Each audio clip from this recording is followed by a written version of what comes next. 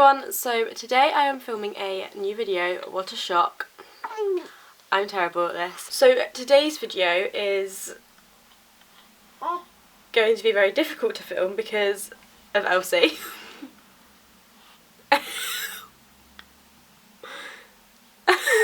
So, it is like my labour story slash what happened slash I don't really know. It was already a blur to me, so it's going to be really interesting filming this and seeing how much of a mess this video is going to be, because to be honest, the whole morning was a blur. The whole morning really was a blur to me. So on the 8th of May 2018, last year, I woke up at 5 o'clock with really bad stomach pains and a lot of pressure in my back, which obviously was me being in labour, but at the time I didn't know. And I was back and forth from the bathroom until about 6 o'clock, which 6 o'clock is the normal time for my dad to get up to get ready for work. Considering this was a Tuesday, it was after bank holiday and things, so he came into the bathroom and was like, "Are you okay?" And I was like, "No, I've got really bad stomach cramps." So he went and got my mum, and then they called 111 for me, which is like the non-emergency line. It's like 999, but it's more for like medical advice than calling for an ambulance or whatever. And so they called 111 and they talked to me and they said, "Oh, it could be appendicitis, we'll get an ambulance out for you." And this was at about 6:30 in the morning, and we eventually managed to get me downstairs because we were like, they can't come up in my room because my room was an absolute mess. So we got me downstairs and I was like on the sofa, and 2 minutes later they called back saying, "Yeah, there are no ambulances available, so you know, we can't get one out." I was just like, really? It's 6:30 in the morning, and I was in a lot of pain. So my dad was like, "Well, can I bring her into A&E because she is in so much pain?" So they were like, "Yeah, that's fine, they'll be expecting you." So my dad took me to the hospital that's in our town, and we got there maybe about 7:15. It's about, yeah, by the time I got into the car and things, yeah, probably about 7:15. And I can remember there was actually like one person sat in the waiting room. You can see yourself. Yeah, there was actually like one person sat in the waiting room, and I was like screaming. I was actually in so much pain. So they took me straight through to Triage. Is it Triage? I think it is. Where they like speak to you about your symptoms and stuff, and like before you go through to see like the doctor or nurse or whatever. And then when I got through to Triage, they were wanting to do a blood test, and I was like screaming and refusing to have this blood test done because I was in so much pain. I was like, "No, I'm not having this done." So I think this was the point where they took me through to a separate room, I think. I can't really remember. This is when like things start to get a bit meh. Like, I don't really remember a lot of it. So they took me through to a separate room, and I think that was the point where my waters broke, and they were like, "Oh, she's about to have a baby." And so they went and grabbed me a bed, I think. Yeah, they went and grabbed me a bed, and I think some midwives literally ran up to A&E when they heard that I was there and that I was about to have a baby, and someone came with gas and air for me and things, and I can remember there were about like 10 people around me. Like there were so many people around me, and my parents at this point were in a separate room from me. They weren't with me.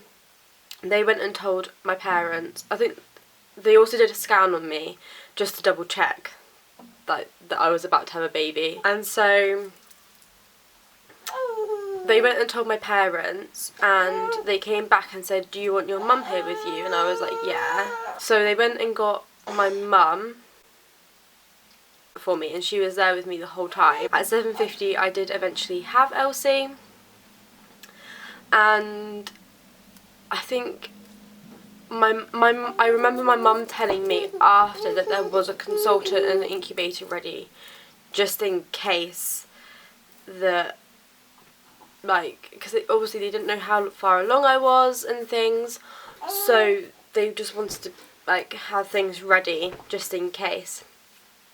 When she came out, they kind of guessed that she was about 4 weeks early, and then they were doing a lot of blood tests on me, because obviously when you are pregnant and you go and see like the midwife and stuff, like, I don't think it's like every time, but like throughout the pregnancy you have like several blood tests done. I pretty much had to have all of them done there and then, and in the process of the form being filled out for them to go and like for my blood test to be sent away to the lab, like everything was filled out wrong in like the panic, and they then got rejected. So later on I had to have more done, which was such a that was such a process, because I was not giving up any blood at all like none, and I think 5 separate people tried to take blood from me, and they had to get some like a really, really high up doctor to come and take blood from me, and it was one of the most horrific things I've ever had to go through after giving birth. But yes, they were like, I think I had like so many pricks on my hands. They tried on my arm, they tried on my wrist. I think they eventually got it from my arm. But like I was just covered in bruises from it, because obviously when you have blood tests done you bruise. So yeah, that wasn't fun. Straight after I had her, it wasn't straight after, it was, I obviously at this point had no concept of time. They told me I had her at 7:50, and they told me her weight, which they said she was, I think she might have, I think at first they said she was 4'9", and then it changed throughout the day. Like it was 4'9", then it was 5'13", and then it got finalised at 5'1". Don't ask me how they got that all confused. No idea. I think it was just in the rush of everything, and there was just so much going on that I think there was just that confusion. After a while they said to me, right, we need to take you to the other hospital, which, where I live like on the edge of, and I live in one town, but then I live very close to another town. It's like the easiest way to describe it. And the town next to us, which was the hospital I had to go to, has like a proper maternity hospital, and we had to be in a TCU unit because obviously they wanted to monitor both me and Elsie, mainly Elsie, because I was fine. I had no stitches, no nothing. I had quite a fast recovery after having her. So we got transferred over to a different hospital, but they came to me and said, oh, you can go in your dad's car or we can get an ambulance for you. But then thankfully they had an ambulance ready for me as well, because, oh, what's the matter? What's the matter? You want to see yourself? Is that what it is? What do you want? What do you want? And then you can grab something off within reason. You want the pen? Oh, no you didn't. You have all these toys and you want a pen? Wow. Wow. But yeah, they took me over to the different hospital, and that was when I had all the blood tests done and everything. I think the funniest part was the fact that I had fake tanned a couple of days before I had her, and they put like the pad things on me, and when I took them off and I had my shower, I had white patches, and I literally just opened the bathroom door and went, "Mum, Mum, look," and she was just in fits, in the process of trying not to wake Elsie up because she was asleep. We were only in hospital for 2 days. I had her on the Tuesday and we got out on the Thursday, and she is now 8 months. She'll be 9 months next month, aren't you? What are you looking for? You're looking at the Dior bag. You've got expensive taste, haven't you? So yeah, that is the end of the video. I really hope you enjoyed it. It was very different. I apologise if it was very, very messy.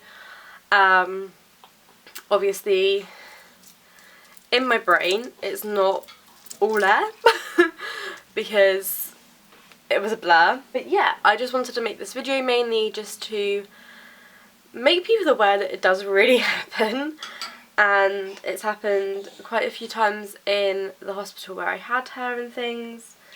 So yeah, it does happen, and it's normal. Well, it's not normal, but you know, it just happens more than you think it does. And you most likely do probably know someone who has gone through the same thing, because since I've had her, a lot of people that I know of have, well, not a lot of people, but quite a few people have had similar situations and things. I hope you enjoyed it. It's a bit of a different video and a different story. But yeah, I will be hopefully back with more videos. So yeah, I just need video suggestions of what videos you would like to see, because I just have zero idea of what videos to create at the moment. So let me know down below, and I will see you in my next video. Bye guys. Say bye. Say bye bye. Yay!